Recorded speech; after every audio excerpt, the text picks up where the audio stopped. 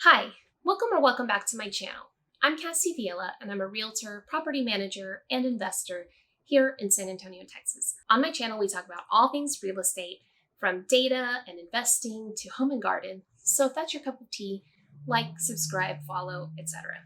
Now, today is going to be step 3 in my video series about buying a home. Hopefully this series is helpful, whether you're a first-time home buyer, buying in Texas for the first time, or just it's been a while and you want to kind of refresh yourself. So I hope this is helpful.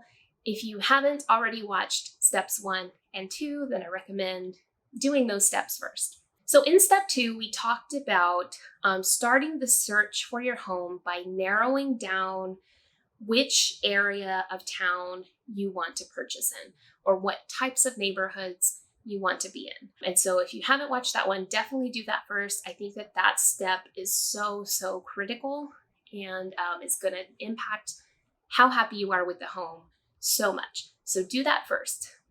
But once you have narrowed it down, then it's time to start the fun part.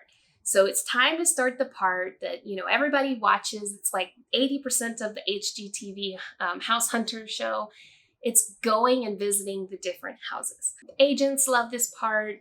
Buyers love this part. Everybody loves this part. So I'm going to break this video down into 2 parts. So first, I'm going to talk about what you need to have ready before you ever go on a single showing.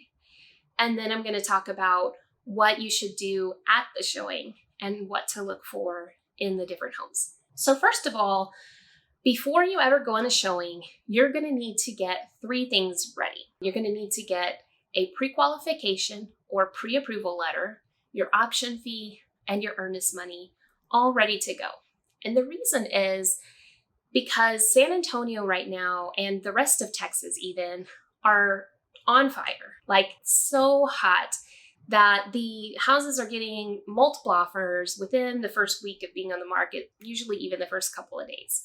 So if you go to a home and you love it, then you have to make an offer that same day. You cannot sleep on it.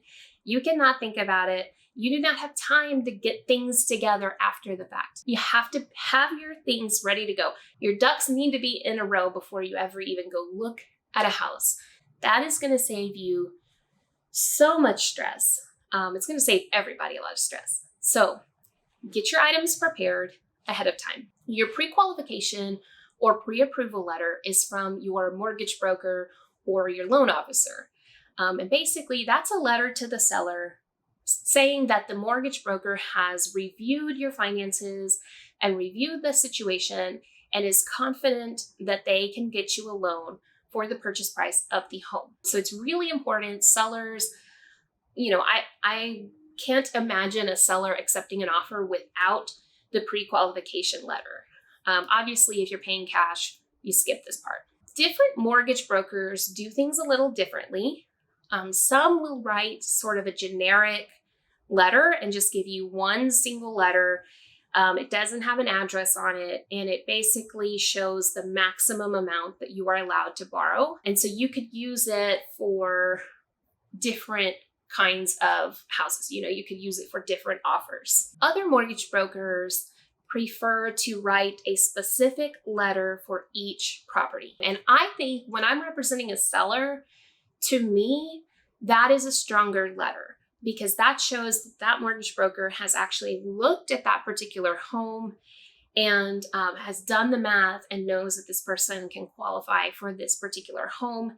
It also means that that mortgage broker was able to turn around a letter in one day or however long between the showing and the offer, which indicates to me that the mortgage broker is able to kind of keep things moving along, is responsive, etc. So, in this day and age when the offers are so competitive, that might be the difference. So I would encourage you to ask your mortgage broker about property-specific letters, if that is even possible, and do that if possible. But even in that case, you need to have all of the information that the mortgage broker has requested from you. They need to be ready to write that.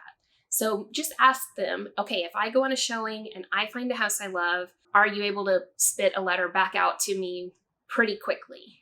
Make sure they have all the information they need to be able to do that. So your pre-qualification or pre-approval letter from your mortgage broker is the first thing you need. Have that ready to go. The second thing you're going to need is your option fee. So we will go over this in the next video, but your option fee is basically you are paying the seller to have a certain amount of days where you could back out of the contract for any reason or no reason.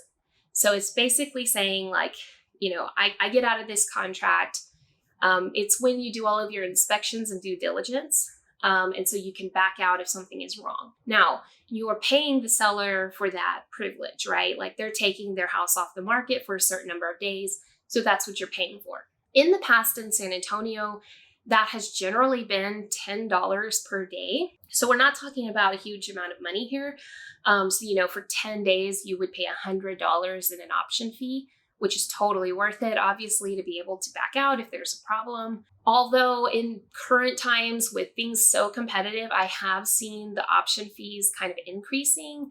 I've seen up to, $250 for a 5-day option. So I would have maybe $200 to $300 ready to go to put down as an option fee, just so that you have some flexibility. Pre-qual, option fee, and the last is your earnest money. Earnest money is the amount that a buyer puts down kind of to indicate that they've got some skin in the game. So this is the money that the title company holds. You don't pay it to the seller, you pay it to the title company, and they hold it in escrow, which means like nobody gets to touch it. It's just the title company is a third party that's holding this amount of money. And then if for some reason the buyer has to back out of the contract at the last minute, then the seller generally gets to keep the earnest money because they've taken the house off the market for, usually a month, 6 weeks, and, have lost that time to be able to sell it. And so that's what the earnest money is for. It's basically to show like, hey, I'm really serious. I'm in this deal. I'm going to buy this house. In San Antonio, the earnest money is usually 1% of the entire purchase price. So let's say that you're buying a home for $300,000. That's around the median house price in San Antonio right now. So if you're buying a $300,000 home, the earnest money is going to be $3,000. You have let's say you're buying a $300,000 home, you have your pre-approval or pre-qualification from your mortgage broker that says, yes, this person can afford $300,000 for XYZ Main Street, and then the rest of the letter. Your option fee, so let's just say your option fee is $200 because you're trying to be competitive, and your earnest money, which would be 1% or $3,000. So you need to have $3,200 ready to go. I always tell clients to even have this kind of maybe off in a savings account or in a separate checking account so that, it's ready to go at a moment's notice. You can take this money and take it to the title company should your offer get accepted. One more thing I will add, and this is starting to get better, but at the beginning of my career, like a lot of my clients, we'd do a showing. I'd say, okay, I need a check for $200 and a check for $3,000. And they would look at me like, I don't have check. What's a check? I don't understand what is a check?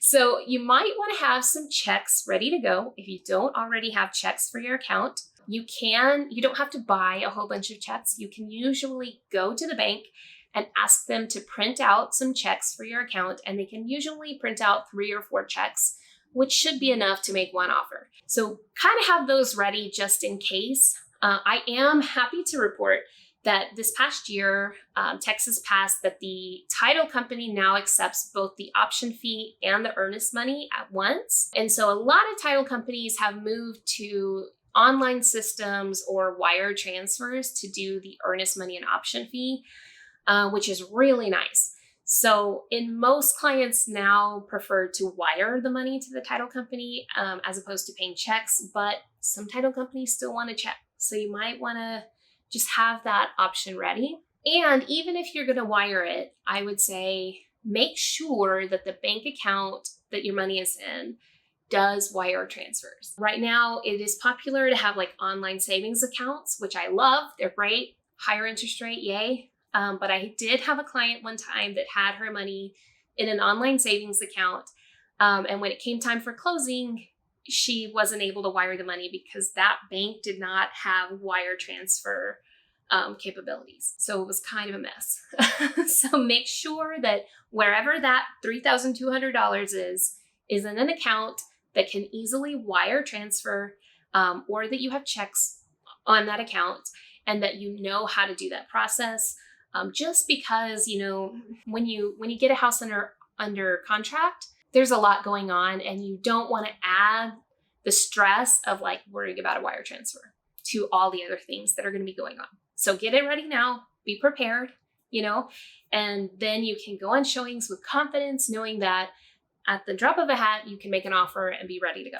So now you're ready. You have everything that I've just said ready to go. So now we're to the fun part where we're going to go look at houses. So again, because you have to make an offer the same day, I think that it's really important to prepare, do your homework, and kind of know what are your non-negotiables in a home before you ever even go on a showing. Because if you're kind of on the fence and thinking about it, and then you feel rushed into making an offer, then it's hard to feel confident about that. And it's already, when you're making an offer on a home, it's already terrifying, to be honest. Like, it's already really scary. And so you want to kind of know that you've thought about what you want in a home quite a bit, and that you want to have some confidence that you've chosen the right home before you make the offer. And so I'm going to go over some ways that you can do that. So I think it's really important to look at this from a perspective of like, what problems am I willing to put up with? I've bought a lot of homes, and what I can tell you is the difference between a home you move into and love and a home you move into and hate. It's not going to be necessarily the features, but it's usually going to be the problems, right? And every single house has problems. Even a brand new house is going to have problems. Think of it this way. Even if the house itself is absolutely perfect in every way, it still might be, if it's a brand new home, it's likely going to be pretty far away from the center of the city because we're just running out of space, right? And so the new developments are getting further and further and further and further out. And so, yeah, like maybe it's a perfect home, but after you move in, you realize that it takes you half an hour to like get anywhere, right? You might hate that. So, knowing that like the newer developments are going to be further away, and weighing that, would I rather have an older house that's close to everything or a brand new beautiful house that's farther from everything, right? Newer developments often don't have any trees, right? I think we've all driven around a new development and you just see the little sad stick trees out in front of each house, usually planted by the builder, usually planted wrong, but maybe I'll talk about that on the gardening side of my channel. But you just don't have mature trees in these brand new developments, generally speaking. So if you are somebody who really wants mature trees, well, then maybe you have to put up with the problems of an older home. So everything is kind of a balancing game. My home is over 50 years old, has a ton of problems. Like, I have to do so much work on it. But my backyard is literally a forest. I don't care. I would live in a tent to have my backyard, right? That's my personality. But I know a lot of clients who would never put up with the problems of my house and would rather have no yard at all. So it just kind of depends on what your preferences are. And so it's all about thinking about those things before you start trying to make decisions. Your agent is going to put together a search, an MLS search. You've already narrowed down the areas that you want. Now you need to give them some criteria. So of course, most people do like number of bedrooms and number of bathrooms. That's pretty standard. A lot of people have like a square footage requirement. That's pretty standard. But I also want you to think about maybe some other items that might be unique to you as an individual or to your family. For example, you might be somebody who really wants a garage. So you need to put that in your search. You might be somebody who If you have maybe an elderly parent, then even though you might want a 2-story house, you're going to want a full bedroom and full bathroom downstairs so that that parent, when they visit, doesn't have to climb the stairs. Just thinking about those kinds of things and your lifestyle and what you need is going to be key in finding the right home. You need to have your non-negotiables in mind before you ever walk into a home. Okay, so if there's something you hate, have that in mind and look for it in the home. If you hate single pane windows and you're looking at 50-year-old houses, then you're gonna have to specifically look for that when you look at the house. Things like that. Know what you don't want and know what is a must-have, and that's gonna narrow down your choice really significantly and help you make a more confident decision. So once you go into showings, you've narrowed down, you've got your search, you know your non-negotiables, you know your side of town, you know what problems you're going to put up with. Now we're going into kind of showings mode. I think that the most important thing is kind of that right off the bat.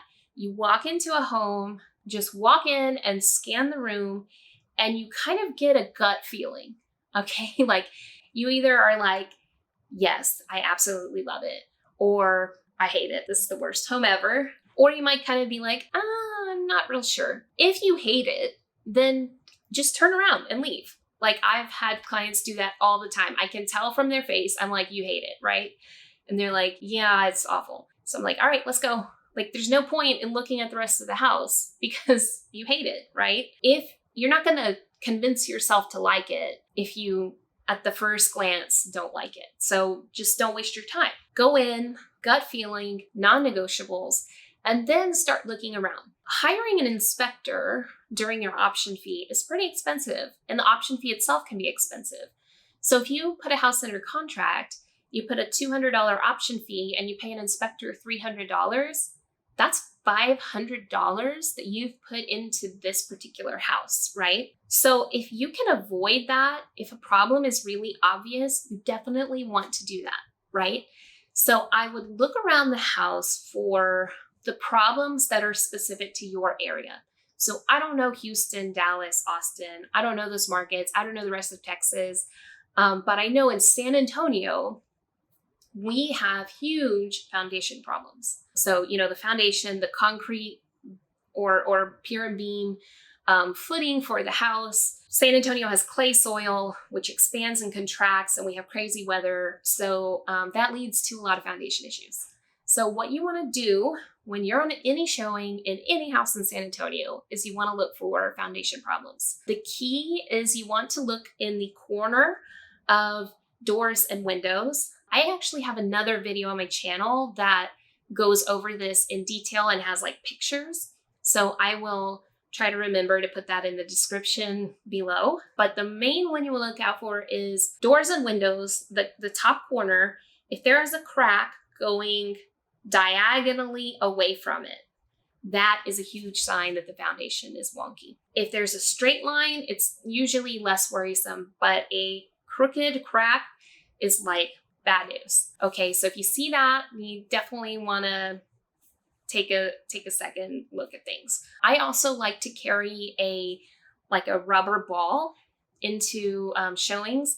And if you are suspicious of the foundation, especially in an older home, you can put the ball on the floor and see if it rolls. And obviously if it rolls to one corner of the room over and over again, your foundation's probably a bit wonky. So things like that, you want to do things like that just to kind of double check.